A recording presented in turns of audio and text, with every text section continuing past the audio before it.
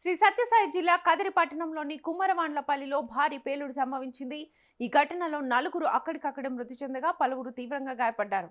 ఘటనతో ప్రాంతంలో భయాందోళనలు నెలకొన్నాయి. స్థానికుల సమాచారం ప్రకారం పేలుడు తీవ్రత చాలా ఎక్కువగా ఉండడంతో సమీపంలోని 5 ఇళ్లు నేలమట్టమయ్యాయి.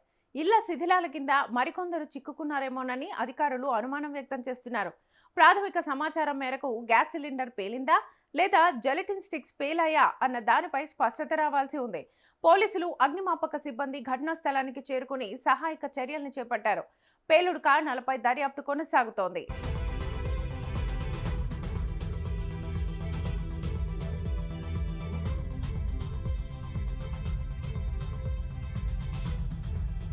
ఈ ప్రమాదంలో గాయపడ్డ వారిని వెంటనే సమీప ఆసుపత్రులకు తరలించి చికిత్స అందిస్తున్నారు. కొందరి పరిస్థితి విషమంగా ఉన్నట్లుగా తెలుస్తోంది. ఈ ఘటన 25 మందికి పైగా తీవ్ర గాయాల పాల్గొగా వారిలో 12 మంది పరిస్థితి విషమంగా ఉందని చెబుతున్నారు. ఈ ఘటనలో మృతి చెందిన వారిని మబుని, మధు, సంపత్, వెంకన్నలుగా గుర్తించారు అధికారులు. ఘటనపై సమాచారం అందుకున్న జిల్లా అధికారులు పరిస్థితిని సమీక్షిస్తున్నారు.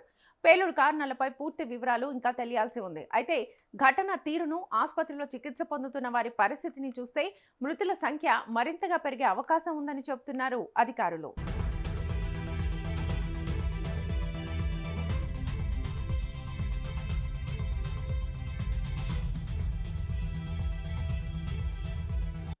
సత్యసాయి జిల్లా కదిరి పట్టణంలోని పేలుడు ఘటనలో కీలక విషయాలు వెలుగులోకి వస్తున్నాయి. ఓ కూలీ ఇంట్లో నిల్వ ఉంచిన 4 డిటోనేటర్లు పేలి మంటలు సిలిండర్స్ కి వ్యాపించినట్లుగా తెలుస్తోంది. దీంతో సిలిండర్లు కూడా పేలిపోయాయని సమాచారం. ఆ డిటోనేటర్లను ఇంట్లో ఎందుకు ఉంచుకున్నారు, పేలుడుకి కారణమేంటి అనే అంశాలపై పోలీసులు దర్యాప్తు చేస్తున్నట్లుగా వార్తలు వస్తున్నాయి.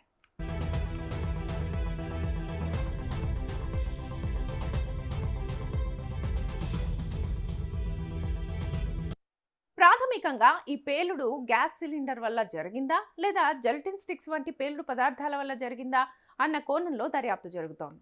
ఇంట్లో పేలుడు పదార్థాలు నిల్వ ఉంచినట్లుగా వచ్చిన సమాచారం ఆధారంగా పోలీసులు అన్ని కోణాల్లోనూ విచారణ చేస్తున్నారు. ఫోరెన్సిక్ బృందాలు ఘటనా స్థలంలో ఆధారాల్ని సేకరిస్తున్నాయి. పేలుడు ఎలా జరిగింది, ఎవరి నిర్లక్ష్యం ఉంది అనే విషయాలపై అధికారులు లోతుగా దర్యాప్తు చేస్తున్నారు. ప్రస్తుతం గ్రామంలో ఉద్రిక్త పరిస్థితి నెలకొంది. మరిన్ని వివరాలు దర్యాప్తు కొనసాగుతున్న కొద్దీ వివరాలు వెలుగులోకి వచ్చే అవకాశం ఉంది.